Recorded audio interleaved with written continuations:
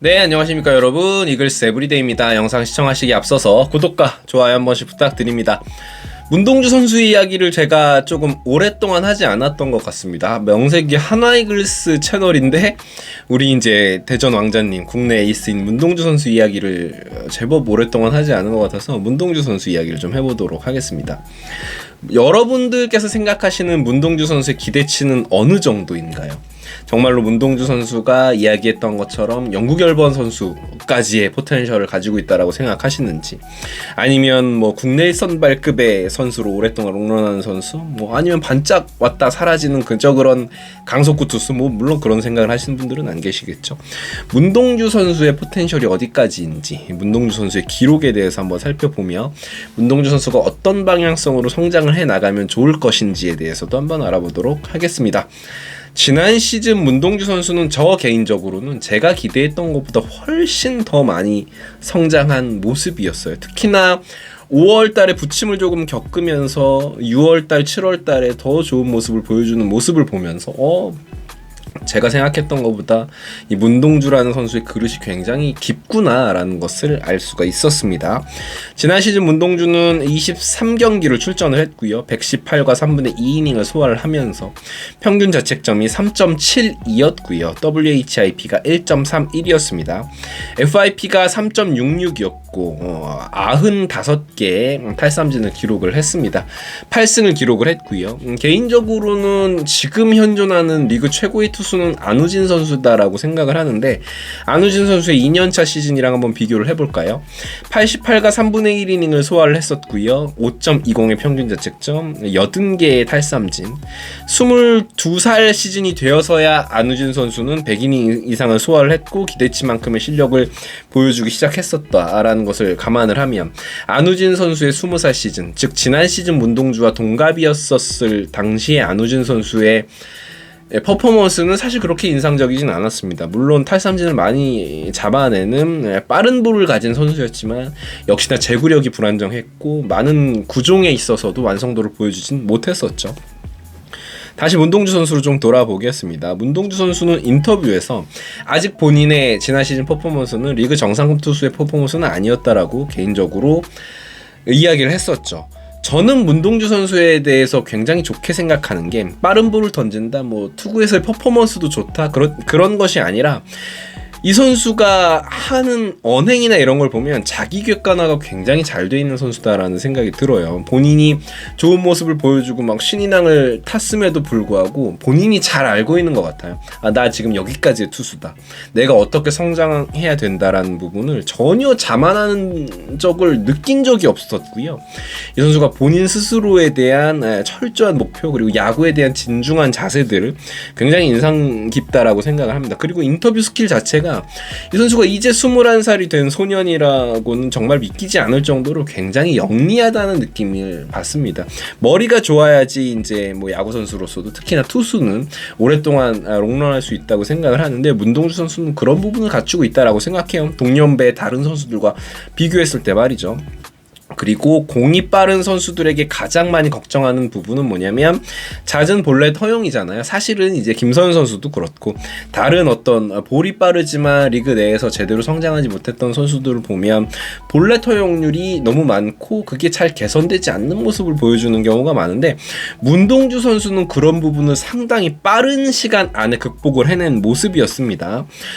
신인 시즌에 많은 이닝을 소화하지 않았지만 문동주 선수는 거의 한 이닝에 0.5개에 가까운 볼넷을 내줬었죠. 그런데 지난 시즌에는 0.3개대로 줄여내면서 상당히 많은 성장을 했죠. 그리고 우타자, 좌타자 상대 기복이 거의 없었습니다. 우타자 상대로 2할 3푼 8리의 피안타율이었고요. 좌타자 상대로는 피안타율이 0.247, 2할 4푼 7리.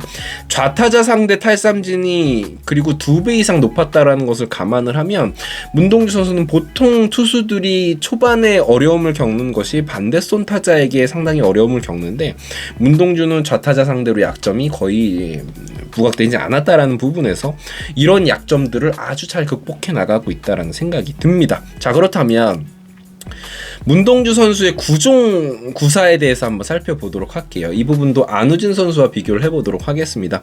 안우진 선수 같은 경우에는 패스트볼 구사율이 50.5%, 문동주 선수보다 오히려 적습니다. 슬라이더가 26.1, 문동주에 비해서 문동주는 커브가 본인의 주무기인데 반해서 안우진 선수는 슬라이더가 주무기죠. 그래서 둘의 이제 구사율을 보면 이 두 개가 바뀌어 있습니다. 근데 안우진 선수는 체인지업 비중이 조금 있어요. 많이 던지진 않지만 8.8% 체인지업 비중을 좀 가져갑니다. 문동주 선수 같은 경우에는 체인지업 비중이 상당히 낮았죠. 3.8%였습니다.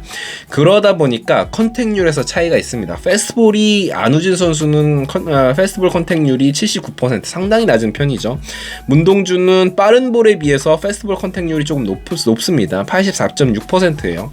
즉 뭐냐면 패스트볼이 안우진 선수보다 평균 구속이 느린 부분도 있겠죠. 뭐 느리다는 표현이 덜 빠르다 이렇게 표현하는 게 맞겠네요.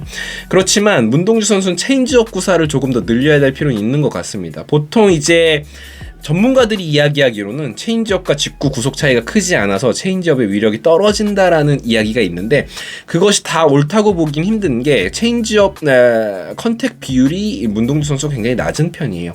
64.5%입니다. 그러니까 액면으로 보여지는 컨택률이 그렇게 높지 않기 때문에 문동주 선수는 오히려 체인지업에 자신감을 가지고 조금 더 구사율을 늘릴 필요가 있는 것 같습니다. 그렇다고 해서 뭐 많이 던질 필요도 없어요. 안우진 선수만큼도 안 던져도 됩니다. 저는 개인적으로 체인지업 구사율을 한 7, 8% 정도까지만 끌어올리더라도 훨씬 더 올 시즌에 좋은 성적을 낼 수 있지 않을까라는 생각이 듭니다. 아까도 말씀드렸지만 패스트볼의 구위 자체가 안우진에 비해서 아직은 올라오지 않은 부분도 있겠지만 체인지업이라든지 제4의 구종을 조금 더 많이 구사하는 것이 어떨까라는 생각을 한번 해보겠습니다.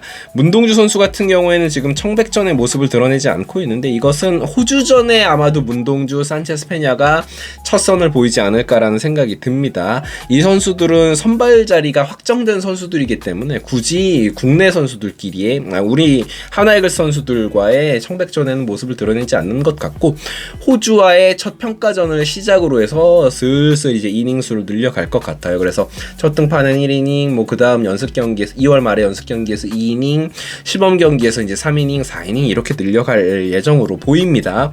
그렇기 때문에 이제 뭐 그 선수들에 대한 궁금증이 있을 것으로 알고 있는데 문동주, 산체스 페냐에 대한 궁금증 말이죠.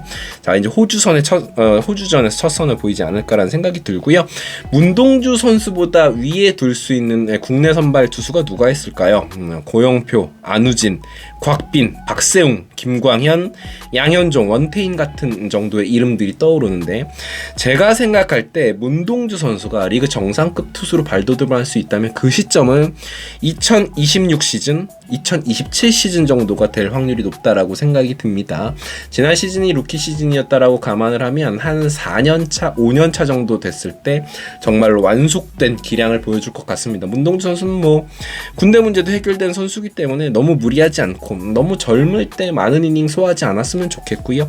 그렇게 천천히 성장해 가는 모습을 보여줬으면 좋겠습니다. 여러분들이 생각하실 때 문동주 선수의 최대 포텐셜은 어디까지로 보시는지도 궁금하네요. 댓글로 남겨주시면 재밌을 것 같습니다. 지금까지 이글스 에브리데이였고요.